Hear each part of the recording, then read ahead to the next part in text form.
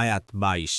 وقال الشيطان لما قضي الأمر إن الله وعدكم وعد الحق ووعدتكم فأخلفتكم وما كان لي عليكم من سلطان إلا أن دعوتكم فاستجبتم لي فلا تلوموني ولوموا أنفسكم ما أنا بمصرخكم وما أنتم بمصرخي إني كفرت بما أشركتمون من قبل إن الظالمين لهم عذاب أليم।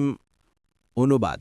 আর যখন বিচারের কাজ সম্পূর্ণ হবে তখন শয়তান বলবে, আল্লাহ তো তোমাদেরকে প্রতিশ্রুতি দিয়েছিলেন সত্য প্রতিশ্রুতি। ১ নম্বর ফুটনোট। আমিও তোমাদেরকে প্রতিশ্রুতি দিয়েছিলাম, কিন্তু আমি তোমাদেরকে দেয়া প্রতিশ্রুতি ভঙ্গ করেছি। আমার তো তোমাদের উপর কোনো আধিপত্য ছিল না, আমি শুধু তোমাদেরকে ডাকছিলাম, তাতে তোমরা আমার ডাকে সাড়া দিয়েছিলে।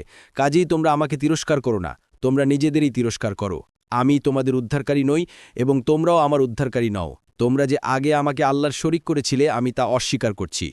নিশ্চয়ই জালিমদের জন্য রয়েছে যন্ত্রণাদায়ক শাস্তি। তাফসির ১ নম্বর ফুটনোটের বিবরণ। অর্থাৎ আল্লাহ সত্যবাদী ছিলেন এবং আমি ছিলাম মিথ্যেবাদী। অন্যত্র আল্লাহ বলেন, সে তাদেরকে প্রতিশ্রুতি দেয় এবং তাদের হৃদয়ে মিথ্যা বাসনার সৃষ্টি করে, আর শয়তান তাদেরকে যে প্রতিশ্রুতি দেয় তা ছলনা মাত্র। সূরা আন-নিসা ১২০। আরও বলেন, আর তোমার কণ্ঠ দিয়ে তাদের মধ্যে যাকে পারো পদস্খলিত করো, তোমার অশ্বারোহী ও পদাতিক বাহিনী দ্বারা তাদেরকে আক্রমণ করো এবং তাদের ধনে ও সন্তান সন্ততিতে শরিক হয়ে যাও আর তাদেরকে প্রতিশ্রুতি দাও। আর শয়তান ছলনা ছাড়া তাদেরকে কোনো প্রতিশ্রুতিই দেয় না। সূরা আল ইসরা ৬৪।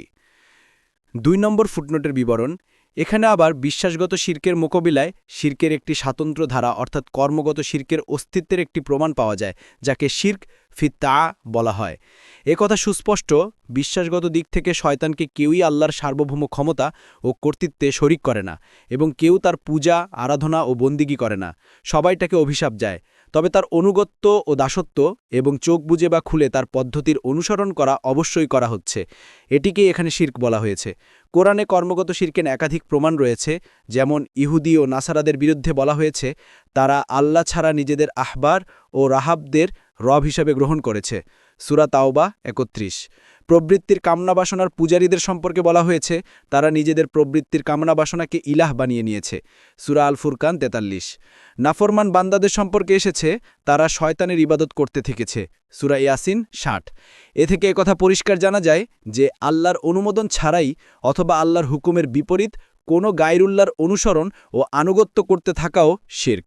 শরীয়তের দৃষ্টিতে আকীদাগত মুশরিকদের জন্য যেই বিধান, তাদের জন্য সেই একই বিধান, কোনো পার্থক্য নেই।